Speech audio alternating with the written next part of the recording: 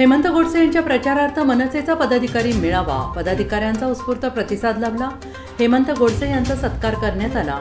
नाशिक लोकसभा मतदारसंघातील शिवसेना महायुतीचे उमेदवार हेमंत गोडसे यांच्या प्रचारार्थ 11 मे 2024 रोजी मनसेचा पदाधिकारी मेळावा घेण्यात आला। यावेळी उमेदवार हेमंत गोडसे यांच्यासह मनसे पक्षातील पदाधिकारी कार्यकर्ते उपस्थित होते।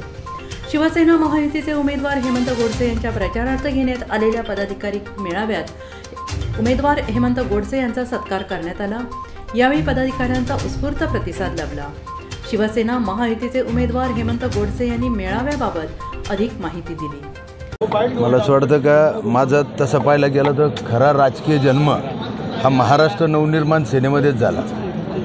आज या मेळाव्याप्रसंगी आल्यानंतर मला आपल्या एखाद्या जुन्या घरी आल्यासारखं वाटलं आणि निश्चित 2009ला आपण महाराष्ट्र नवनिर्माण सेनेकडून लोकसभा लढलो होतो आणि महाराष्ट्रामध्ये 12 उमेदवारांमध्ये आपल्या नाशिकच्या उमेदवाराला म्हणजे आपल्याला सर्वाधिक मतं त्या ठिकाणी मिळाली होती आणि असं वाटतं का निश्चित ती काही खंत मनसैनिकांमध्ये या ठिकाणी होती तर निश्चित ती 2024ला ती पूर्ण होईल आणि ते देखील गुलाल उधळतील का आपला जुना सहकारी आज पुन्हा एकदा आपल्या मदतीने त्या ठिकाणी खासदार होतो। खऱ्या अर्थाने महाराष्ट्र नवनिर्माण 100% माझ्यापेक्षा ते जास्त पळते। 3 लाखाहून जास्त मताधिक्य राहणार आहे।